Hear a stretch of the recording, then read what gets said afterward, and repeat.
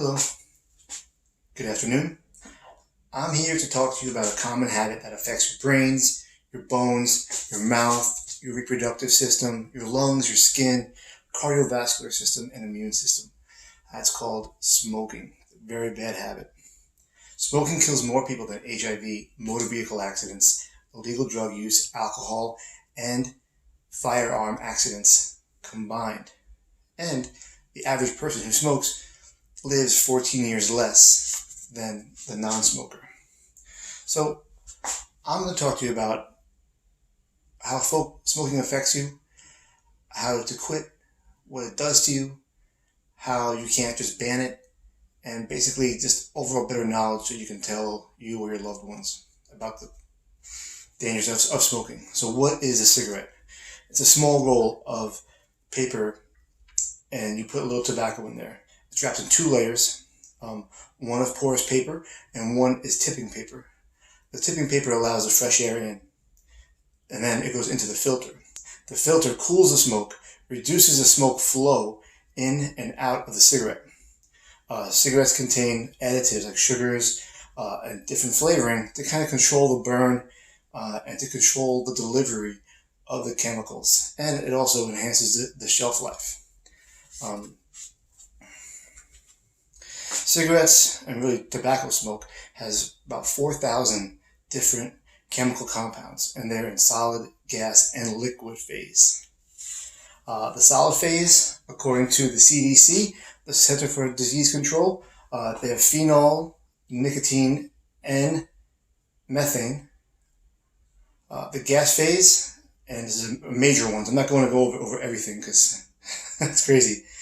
But it's carbon monoxide, nitrogen acid, and cyanide. The liquid is formaldehyde, benzene, ammonia, and acetate. And ammonia is a form of bleach. Acetate is paint thinner. Formaldehyde, they put dead bodies in. They put that in dead bodies. But the three main compounds of any cigarette is, of course, tar, nicotine, and carbon monoxide. And there's about 60 carcinogenic smoke chemicals in there, and about 30 metal, and some are even radioactive. So I'm going to go over tar with you. Each cigarette, a light cigarette, ultralight, has about 1 to 6 milligrams of tar. The light cigarettes are 16 to 15 milligrams of tar, and the regular or full flavor cigarettes are about 15 to about 27, more or less. And that's how much tar is in there.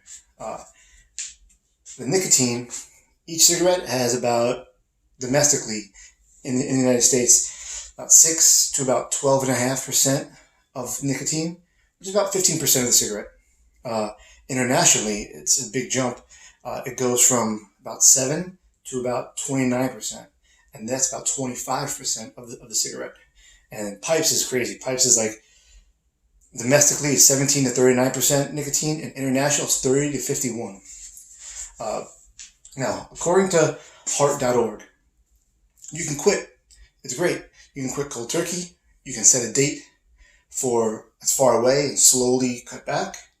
You can use gum and patches, and then just slowly wean off the nicotine until it's down to zero. You can get medication from your doctor. You can join support groups, phone numbers, internet. They have counselors. You can vape, but vaping is too uncontrolled, and you can control the amount of nicotine.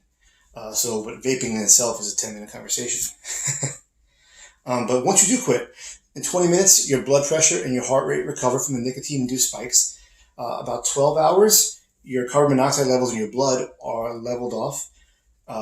In about 1 to 9 months, you have clearer and deeper breathing, less coughing, less shortness of breath, and you get a productive cough, which cleans out your lungs from infection, which is very good.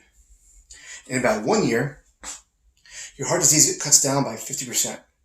In 5 years, your risk of mouth, esophagus, and bladder cancer are cut by 50%. Your cervical cancer and stroke are cut in half by 50% as well. In 10 years, you're 50% less likely to die from lung cancer. And in 15 years, your coronary heart disease are the same as a non-smoker. Now, everyone's like, why can't you just ban cigarettes? Well, I mean, amongst the fact that they are the most man-made ocean contaminant of pollution. About 4.5 trillion cigarette butts are found in the ocean. But once you start to actually ban cigarettes, that takes away your civil liberties. Too many people like it. The government, once that starts, the government can go out there and say, okay, well, we're going to ban guns, we're going to ban fatty foods, we're going to ban sugars. It's just a slippery slope. They tried banning illegal bad stuff for you before with prohibition, but that failed. That was 13 years. That didn't work back in 1920 to 1933. But anyway, so I've hit on pretty much what I wanted to say about what it does to the central nervous system, what it does, to your respiratory system. It causes emphysema, COPD. But currently, there's a smoking ban in restaurants and bars. About 40 to 50 million Americans smoke, and the government makes about $50 to $75 billion a year on cigarette sales. And as of right now, tobacco is the most smuggled item in the world. So everything I've said to you, I hope you find informative.